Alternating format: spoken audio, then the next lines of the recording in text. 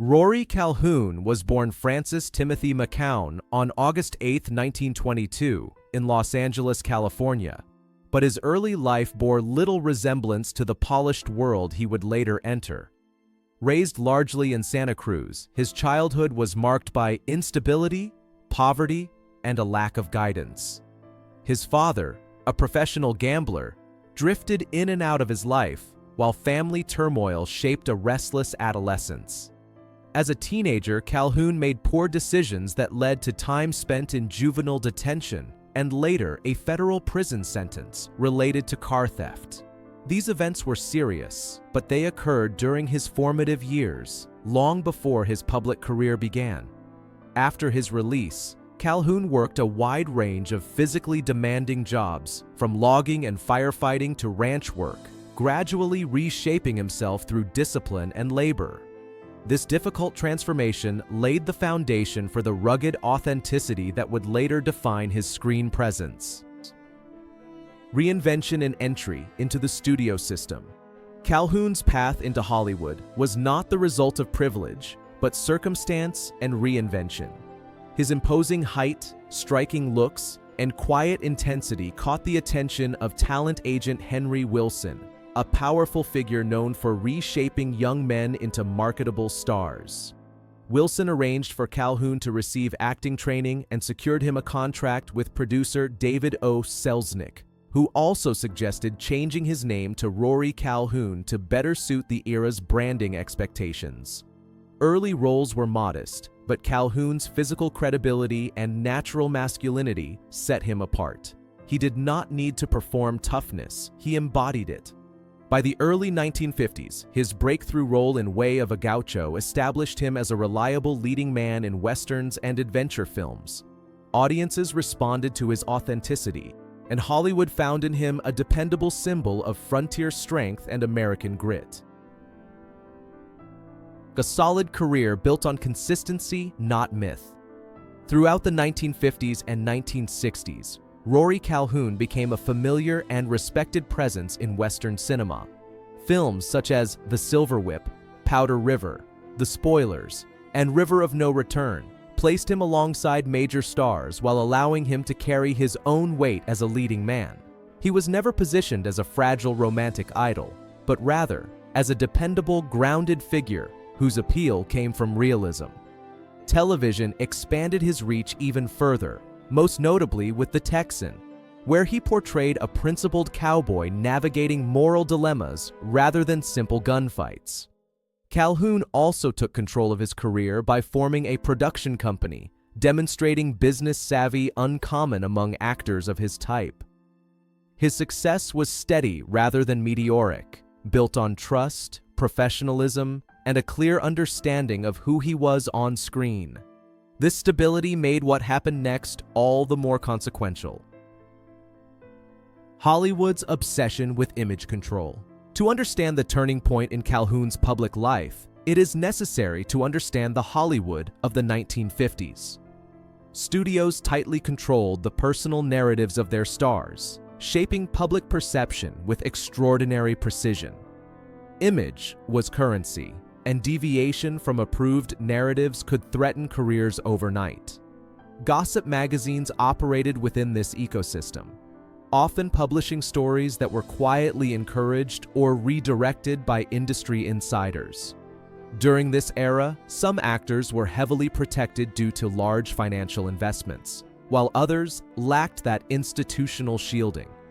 Calhoun, though successful, did not belong to the most powerful tier of studio-backed stars. When studios faced potential reputational risks involving their most valuable properties, damage control sometimes took indirect forms. This was not unique to Calhoun, but part of a broader system where information was managed strategically. Careers could be reshaped not by current actions, but by how past events were framed and released to the public. And the sudden revival of a long-buried past. In 1955, a national scandal magazine published a detailed account of Rory Calhoun's youthful criminal history, events that had occurred more than a decade earlier and were already known privately within the industry. The timing, however, transformed old mistakes into fresh controversy. While Calhoun did not deny his past, the article reframed his early life in a way that overshadowed his rehabilitation and professional success. Public reaction was mixed. Some admired his honesty, while others viewed the revelation as disqualifying for heroic roles. The result was subtle but lasting. Casting opportunities narrowed, studio confidence cooled, and Calhoun's trajectory shifted away from high-profile leading parts. Importantly, the story did not emerge from investigative discovery alone, but from a system that selectively decided which narratives deserved amplification. Calhoun became an example of how vulnerability within the studio hierarchy could determine who absorbed the fallout when Hollywood needed a distraction. The unspoken trade-off of the studio era. Historical accounts and biographies suggest that Calhoun's exposure coincided with efforts to redirect industry attention away from more damaging rumors involving far more heavily protected stars. In an era when personal privacy was not a right but a studio-managed privilege, less powerful actors often bore the consequences of crisis management strategies. Calhoun was not accused of new wrongdoing, nor was he involved in contemporary scandal, yet his reputation became collateral damage in a system designed to preserve carefully constructed images. This does not require assigning villainy to any single individual. Rather, it reveals how structural power operated. Calhoun continued working, but his career ceiling had been lowered. Meanwhile, other stars retained carefully maintained public personas for years to come. Calhoun rarely spoke bitterly about the situation, instead choosing to move forward. His silence reflected a quiet resilience, even as the industry moved on without acknowledging the cost. Reinvention through television and cult cinema. Rather than retreat, Calhoun adapted.